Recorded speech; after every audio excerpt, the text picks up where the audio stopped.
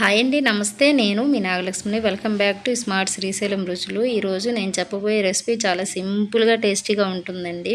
అయితే మీరు ఎప్పుడూ చేసుకునే వెజ్ నాన్ వెజ్ మంచూరియాలు లేదా గోబీ మంచూరియాలా కాకుండా ఒక్కసారి ఇలా ట్రై చేయండి. ఒక్క రూపాయి ఖర్చు లేకుండా ఇంట్లోనే ఈజీగా చేసేసుకోవచ్చు. వీడియో అయితే చూసేయండి.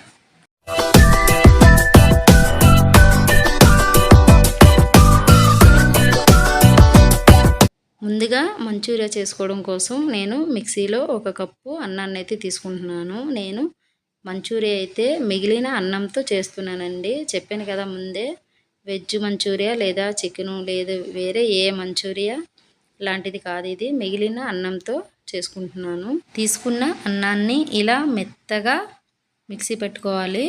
ఫైన్ పేస్ట్ అయ్యేలాగా నీళ్లు పోసుకుంటూ మిక్సీ అయితే పెట్టుకోవాలి. మరి జారుగా కాకుండా బోండా వేసుకోవడానికి ఎలా పిండి కలుపుకుంటామో సేమ్ అలా ఉండాలి. మిక్సీ పట్టేసిన తర్వాత అయితే ఇలా ఒక గిన్నెలో అయితే పిండిని మొత్తం తీసేసుకుంటున్నాను.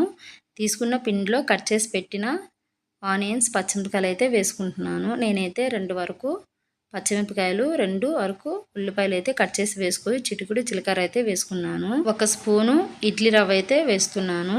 ఇడ్లీ రవ్వ వేసిన తర్వాత ఉల్లిపాయలు, పచ్చిమిరపకాయలు బాగా కలిసేలాగా కలుపుకోవాలి. ఇలా కలిపేసిన తర్వాత అయితే టేస్ట్కి తగ్గ సాల్ట్ అయితే వేసుకోవాలి. 2 స్పూన్లు పెద్ద స్పూన్లతో మైదా పిండి వేస్తున్నాను. మైదా పిండి, సాల్ట్ వేసిన తర్వాత ఇంకొకసారి మొత్తం కలిసేలాగా బాగా కలుపుకోవాలి. అయితే ఇక్కడ పిండి కొంచెం లూజ్ అయితే కొంచెం మైదా పిండి ఇంకొంచెం నేను చెప్పిన దానికన్నా కొంచెం ఎక్కువ వేసి కలుపుకోండి. అన్నం ముద్ద మొత్తం పిండి బాగా కలిసిపోయేలాగా కలిపేసుకున్న తర్వాత అయితే ఇలా హీట్ ఆయిల్ అయితే చిన్న చిన్న బొండాల్లాగా అయితే వేసేసుకోవాలి. ఆయిల్ అయితే హీట్గానే ఉండాలండి. హీట్ అయిన తర్వాత స్లోలో పెట్టుకొని అప్పుడు చిన్న చిన్న చిట్టి చిట్టి బొండాల్లాగా అయితే వేసుకోండి. ఒకవైపు బాగా వేగిన తర్వాత ఇంకోవైపు కూడా తిప్పేయాలి.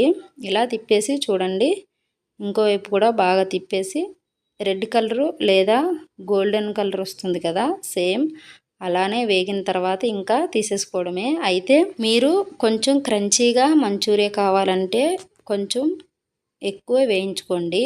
లేదు మాకు సాఫ్ట్గా కావాలి అనుకుంటే ఇదిగో నేను చూపించిన కలర్ వరకు వేగితే సరిపోతుంది, తీసేయడమే. ఇంకా అయితే తీసేసి వేరే బాండీ పెట్టుకో. బాండీలో అయితే 1 స్పూన్ నూనె అయితే వేసుకుంటున్నాను. 4-5 వెల్లుల్లి ముక్కలు అయితే వేసుకున్నాను. ఇవి చిటపట్లాడిన తర్వాత సగం ఉల్లిపాయ కొంచెం పెద్ద పెద్ద ముక్కలుగా కట్ చేసి వేసుకొని ఒక పచ్చిమిరపకాయ కూడా వేసుకున్నాను. 1 కప్పు క్యాబేజీ ముక్కలు వేసుకున్నాను. చిటికెడు చాట్ మసాలా, చిటికెడు గరం మసాలా, చిటికెడు కారం అయితే వేసుకున్నాను. అయితే ఇక్కడ నేను చిల్లీ ఫ్లేక్స్ లేవు, అందుకోసమని కారం వాడుతున్నాను. లేదు మీకు అవి ఉంటే అయ్యే వాడుకోండి. 1/2 teaspoon tomato sauce, 1/2 teaspoon green sauce, తర్వాత soya sauce 1/2 teaspoon, vinegar 1/2 teaspoon వేసి బాగా ఇలా మొత్తం కలిసేలాగా కలిపేసుకోవాలి.